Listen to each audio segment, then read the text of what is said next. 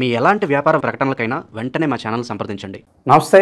ఈరోజు మన స్టూడియోలో ప్రముఖ ఆధ్యాత్మికవేత్త, జ్యోతిష్య వాస్తు పండితులు బ్రహ్మశ్రీ డాక్టర్ నాయకంటి మల్లికార్జున శర్మ గారు ఉన్నారు. సో ఓవరాల్గా ఆగస్టు మాసంలో వృశ్చిక రాశి వారికి స్థితిగతులు ఎలా ఉండబోతున్నాయి అనేది ఒకసారి గురుగారి మాటలో తెలుసుకుందాం. నమస్కారం గురు. నమస్కారం అండి. గురుగారు, ఆగస్టు మాసం సో విశేషంగా శ్రావణ మాసం, వృశ్చిక రాశి వారి పరిస్థితి ఏ విధంగా ఉండబోతుంది గురుగారు? వృశ్చిక రాశి ఫలితాలు తెలుసుకునే ముందు ఏ గ్రహాలు ఏ రాశుల్లో తెలుసుకోవాలి. శుక్ర గురువులు మిథున రాశిలో సంచారం చేయటం, ఆగస్టులో ద్వితీయార్థంలో 21వ తారీఖున శుక్రుడు కర్కాటక రాశిలో సంచారం చేయటం, రవి బుధులు కర్కాటక రాశిలో ఉండటం, రవి కూడా ద్వితీయార్థంలో సింహరాశిలో సంచారం చేయటం, సింహంలో కేతు యొక్క సంచారం, కన్యలో కుజుడు యొక్క సంచారం, రాహు కుంభరాశిలోను, శని మీనరాశిలో వక్రగతి స్థితిలో ఉంటారు. అయితే ఈ వృశ్చిక రాశికి ఏ విధంగా ఉండబోతుందో మనం చూసుకునేటట్లయితే, వృశ్చిక రాశికి రాస్యాధిపతి అయిన కుజుడు లాభంలో ఉండటం, అలానే ఇక్కడ రాస్యాధిపతి అవుతాడు, షష్టమాధిపతి అవుతాడు కుజుడు. లాభంలో ఉండటం వల్ల భూలాభాలు కలుగుతాయని అర్థం. భూలాభాలు, భూములు రావటం, కోర్టు ద్వారా అమౌంట్ కొంత రావటం, పిత్రార్జితం అనేది బాగా కలిసి రావటం, అన్నదమ్ముల మధ్యలో ఆస్తి పంపకాలు, అన్నదమ్ముల మధ్యలో సఖ్యత బాగా పెరగటం. అలా అన్నదమ్ములు అంటే సొంత అన్నదమ్ములు కాకపోయినా కజిన్స్ అయినా కూడా వాళ్ళ మధ్యలో వైవిధ్యాలనేవి ఉంటే ఆస్తులు కలిసి రావటం, గొడవలు పడుతున్న వ్యక్తులు ఎవరైతే పర్సన్స్ ఉంటారో వాళ్ళకి కుజుడు యొక్క ప్రభావం అనుకూలంగా ఉంటుంది.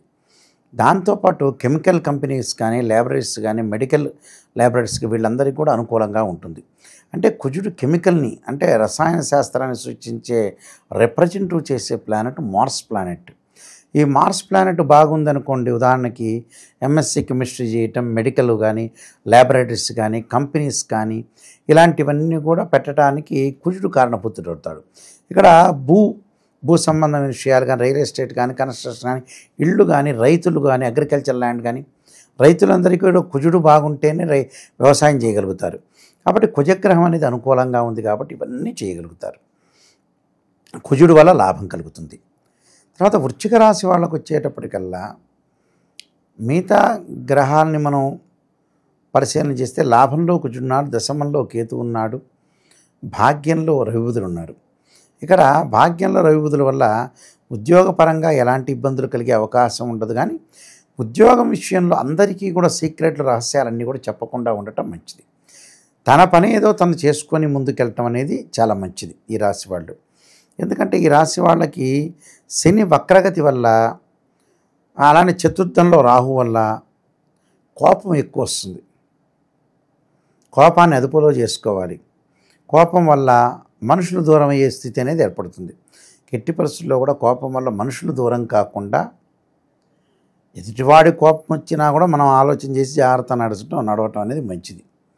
అందువల్ల ఆరోగ్యపరంగా తల్లి యొక్క ఆరోగ్యంలో కొన్ని ఇబ్బందులు కలుగుతాయి.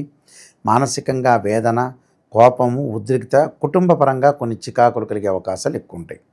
అలా అష్టమంలో శుక్రుడు యొక్క సంచారం అంటే అష్టమంలో శుక్రుడు యొక్క సంచారం వల్ల ఫైనాన్షియల్ పరంగా డెవలప్మెంట్ అవుతారు.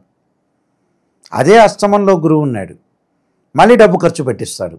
అంటే ఒకవైపు ఇన్కమింగ్, అవుట్ గోయింగ్, ఒకవైపు ఇంక్రీజ్ అవుతుంటే మనీ ఇంకో కొంత డిక్రీజ్ అయ్యే అవకాశాలు కూడా ఉంటాయి. డిక్రీజ్ ఎందుకు అవుతుంది అని అంటే వృధా ఖర్చులు కావు. ఏదో ఒక వస్తువు కొనుగోలు చేస్తారు వీళ్ళు. అంటే ప్రపంచంలో స్థిరాస్తి అనేది కొనుగోలు చేస్తారు. స్థిరాస్తి అభివృద్ధి కలుగుతుంది. అంటే ఏదో అవసరం నిమిత్తంలో పిల్లల యొక్క చదువు ఉండొచ్చు, పిల్లల యొక్క పెళ్ళిళ్ళు ఉండొచ్చు, రకరకాల ఇళ్ళు కొనుగోలు చేయాలి, అపార్ట్మెంట్ కొనుగోలు చేసే అవకాశాలు కూడా ఉంటాయి. అంటే స్థిరాస్తి అభివృద్ధి జరిగే అవకాశాలు ఎక్కువ ఉంటాయి. అందువల్ల ఈ జాతకపరంగా ఏమిటంటే శుక్రుడు అనుకూలంగా ఉంటున్నారని చెప్పుకోవచ్చు. ఎందుకంటే ఈ రాశి వాళ్ళకి వ్యయాధిపతి అయ్యాడు, అలానే సప్తమాధిపతి కూడా అయ్యాడు. ఈ శుక్రుడు యొక్క బలం వల్ల అన్నీ అనుకూలంగా ఉంటాయి. వివాహ సంబంధాలు కూడా అనుకూలంగా ఉంటాయి. ప్రేమికులు వివాహం చేసుకోవటం, స్త్రీ సౌఖ్యము, తర్వాత వీళ్ళకి వచ్చేటప్పటికల్లా అన్నీ కూడా వాహనాలు లభ్యమయ్యే అవకాశాలు ఎక్కువ ఉంటాయి. వాహనాలు కొనుగోలు చేసే అవకాశాలు కూడా బాగా ఎక్కువ ఉంటాయి. కాబట్టి శుక్రుడు మంచివాడు. గురువు అష్టమంలో గురువు బాగలేడు కాబట్టి ఎంతో కొంత ధనాన్ని ఖర్చు చేస్తూ ఉంటాడు. ఆ ఖర్చు ఎందుకు చేస్తాడు? మంచి విషయాలకే ఖర్చు చేస్తాడు.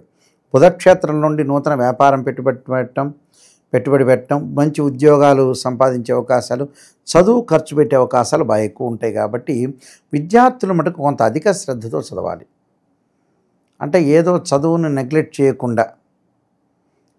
చేయకూడదు. కాన్సన్ట్రేషన్ బాగా పెట్టి ఎడ్యుకేషన్ పరంగా ముందుకెళ్ళటం చాలా ఇంపార్టెంట్.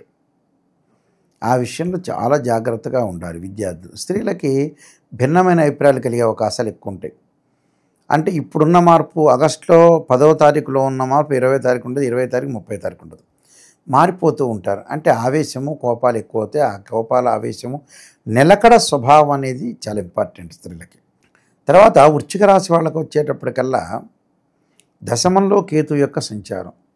వృత్తిపరంగా చిన్న చిన్న డిస్ప్యూట్స్ కలుగుతాయి, కానీ కొంత పట్టించుకోకుండా ముందుకెళ్ళటం అనేది మంచిది. అంటే ప్రతి పని కూడా ప్రతివాడు మనల్ని అంటున్నాడంటే జీవితంలో ఎవడో కూడా అంటూనే ఉంటాడు.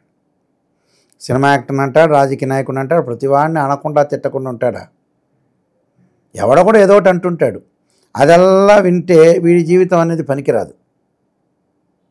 ఇప్పుడు రాజకీయ నాయకులు ఉన్నారు, ఎవరొకళ్ళు ఏదో ఒకటి అనకుండా ఉంటారా? అనకుండా ఉండడుగా, అంటూనే ఉంటారు. సహజం అది. ఇన్ని మనల్నే అంటారు, అంతమంది కోట్ల మందిలో ప్రజల్లో వీళ్ళని అనకుండా ఉంటారు. ప్రతి రాజకీయ నాయకుడిని అంటూనే ఉంటారు. అన్నిటికీ వాళ్ళు మంచి చేయలేరు, అన్నిటికీ కూడా కుదరదు. చేసినంత వరకు చేయగలుగుతారు రాజకీయ నాయకులు. అలానే కుటుంబంలో తండ్రి కూడా చేసినంత వరకు చేయగలుగుతారు. ఇక చేయలేనిది ఏం చేయలేరు కదా, కొంతవరకు ఎండ్ వరకు చేస్తారు. దానికి నెవర్ ఎండ్ లేదు. అది అంతే. అది కొన్ని ప్రయత్నాలు చేస్తారు. అది చంద్రబాబు నాయుడు గారు అనుకోవచ్చు, రేవంత్ రెడ్డి గారు అనుకోవచ్చు. కొన్ని ప్రయత్నాలు చేస్తారు. వాళ్ళని తిట్టేవాళ్ళు తిడుతుంటాడు, మంచి పొగిడేవాళ్ళు పొగుడుతుంటాడు. ఏం చేస్తారు? ఎవరేం చేయలేరు. మంచి చెడులో వాళ్ళు ఉంటారు అందులో. అది మంచివాడు ఇష్టం లేనివాడు తిడుతూ ఉంటాడు, ఇష్టం ఉన్నవాడు అతనికి మంచి పని జరిగి నీతి నిజాయితీ చెప్పేవాడు తిట్టడు. ఊరికే అనవసరమైన వాడు తిడుతూ ఉంటారు. అవన్నీ పట్టించుకుంటే రాజకీయ నాయకులు కాలేరు. అవన్నీ పట్టించుకుంటే ముందుకు వెళ్ళలేరు, వాళ్ళ జీవితం ముందుకు వెళ్ళలేరు. రేవంత్ రెడ్డి గారిని అన్నారని ఆయన అలా ఏదో జెడ్పీటీసీ నుంచి వచ్చి తెలుగుదేశంలో ఉండి అన్ని పార్టీలు, కాంగ్రెస్ పార్టీలో ఉండి ప్రెసిడెంట్ అయ్యి ఎంతోమంది అంటుంటారు. అనకుండా ఉంటారా?